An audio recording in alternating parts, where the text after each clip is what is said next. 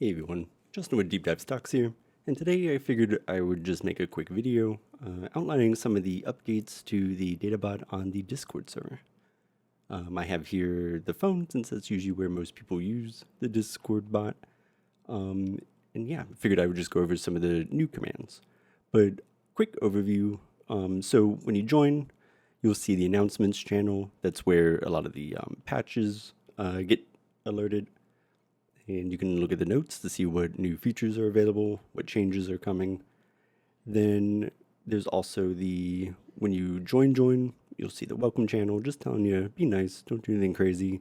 And then the registration channel, which, so when you join, you can you'll see the registration channel, enter your email, and then you can start getting registered for your tools. So once you're registered, you'll see all these other channels. We have some for the liquidity status changes. We have some for the recovery alerts. So you can see, and those are the real time, those are based off of the liquidity toolkit and the recovery opportunity alerts. And so you can go through there. And then we have these threads off of the main channel right here. And those are, if you don't see them on the side, you can always you can tap the chat button up top and then go to threads, and you'll see all these threads. And these are the Vorex graphs, as well as just general discussion about certain stocks.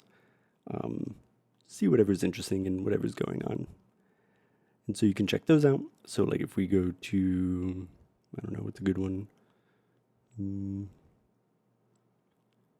I guess they're all pretty good in a sense, but you can go to Apple, you can see you have Vorex charts looking pretty bullish and whatnot. So that way you can discuss things and see what opportunities exist. But to the meat of the potatoes of the video, when we're in the main chat and we hit the slash, we're going to see a lot of these Databot commands pop up. So we have the alert summaries, the feedback, graph Vorex, info, watchlist add, remove, settings, and view, and so on and so forth. So let's quickly go through these commands and see how they can help you and how to use them. So for instance, if we use the alert summary command, and it's going to ask us what type of alert summary we want. And for now, the only available is active, and those are the active recovery opportunity alerts. So what this command is going to do is fetch all of the active recovery opportunity alerts from the watch list, which is about 800 symbols. And then it's just going to compile some of the data for us and give us a general overview of how the active alerts are performing. And once it's done thinking, we get a nice little printout here, and we can see up top we have the 5-minute interval, and then the 30-minute interval, and then the 60-minute interval. And these are telling us, so those are the intervals that the alerts fired on and are currently active. So for instance, on the 5-minute interval, we see that there are 174 total active alerts, of which 135 are currently profitable and 39 are currently not profitable. So that gives us a 77% profitability. The average duration of the active alerts so far is 5 days or 139 hours. And the average percent total price change is 2.28%, while if you look at all of the profitable ones, the average price change is 4.31%, while the average price change of those that are not profitable is negative 2.80%. And then it's the same for the 30 minutes. So here we see the average price change total is 4.45%. And then down on the 60-minute, we have 4.23%. So not too bad. It looks like we're averaging currently about 65%, 77%. So 68, 69% average of profitability. And that's pretty exciting. So that's the alert summaries. So what else do we have? If we do feedback is just so that you can give some feedback. So if you say, hello, please subscribe, right, and then hit submit, it'll say thank you for your feedback, and then I'll get a little alert, and so I can keep tabs of the changes that you guys want, the tools and modifications that you guys are looking for. It's very helpful for me to know what you want so that I can just make it happen. The next command is the graph Vorex, and this is where we can have our Vorex graphs made. If one's already made, it'll just forward us over to the new or over to the existing graph. But if not, then it will make the graph. And so right now the Databot's thinking, and it's done. So now we can just tap on the GME, and here's our GME Varex graph. Pretty nifty. You can see we've been keeping track of it pretty extensively. Obviously, it's been pretty exciting lately. So that's the Varex graph, and you can do just about, there's a few thousand stocks that you can look at with Varex. And again, when you make those, then they go up into they get made into a thread. And you can go check it out. You can go tag other people, talk about it, find opportunities, and so on and so forth. The next one is info symbol. This is the newest command that we have, and this allows us to look at the real-time information for a given equity. So for instance, we just asked for SPY's real-time data, and what we get is the prices over the past 24 hours, the price change over the past 24 hours, and the price variance. So that tells us how much the price has been moving around and if it's moving more than usual or less than usual. We also then get some volume information. In the next section is the implied volatility section, which gives us the current volatility as well as if it's more or less than normal. So here we see that IV for SPY is 0.1473, which is about 1% less than usual. Below that, we have the expected price ranges, and those are derived from the implied volatility, and they tell us how wide the market is expecting this current symbol, so this would be SPY, how much it's expecting that ticker to move over the course of, the specified days. So in the first column, we have T+1, so that's, that would be today's. So the market expected a plus or minus 0.92% movement, and we got about 0.32, so we're well within the expected price ranges.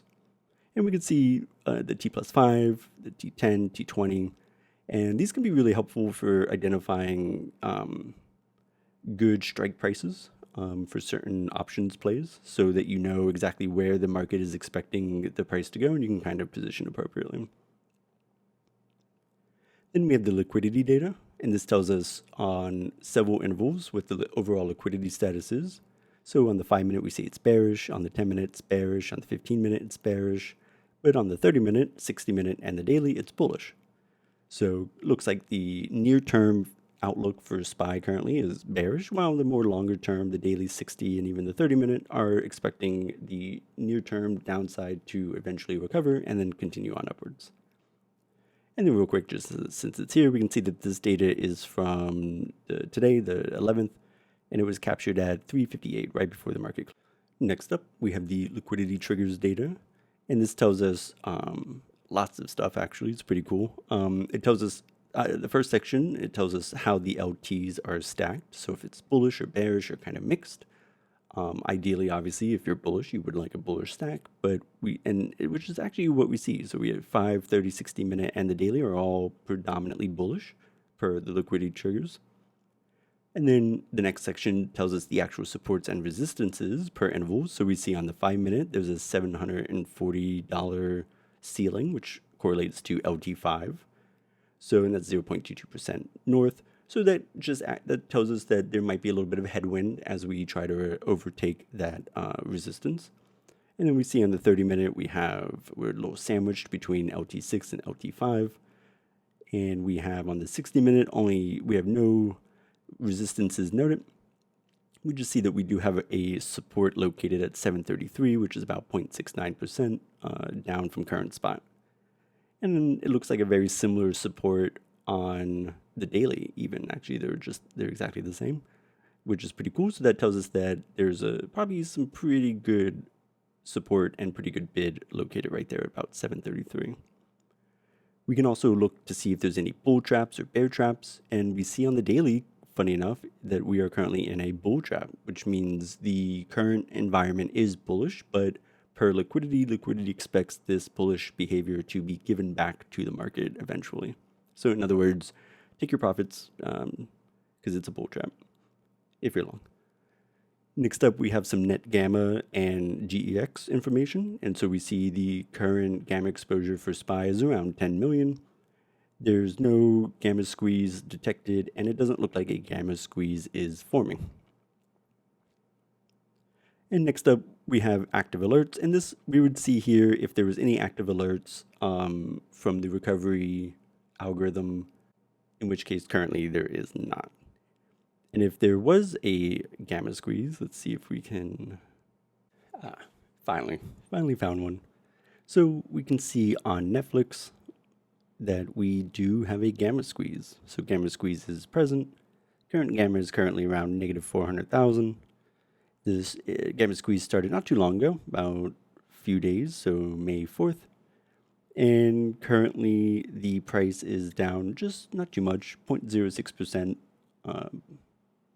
But it looks like the gamma squeeze is improving, so we do expect it to go away and for more positive price action to resume. So that is the info summary. And last up are the watchlist commands, and that's to add, you can add several different types of alerts. So if you want to be notified when a stock enters a gamma squeeze, you would just, you would hit gamma squeeze, and then say I want to know when, let's say I want to know when Netflix actually leaves its gamma squeeze. I would just put Netflix and a day, because the gamma squeeze alerts work for the daily interval only. And now it says we will receive an alert when Netflix enters or exits a gamma squeeze. And these alerts will come by the Databot.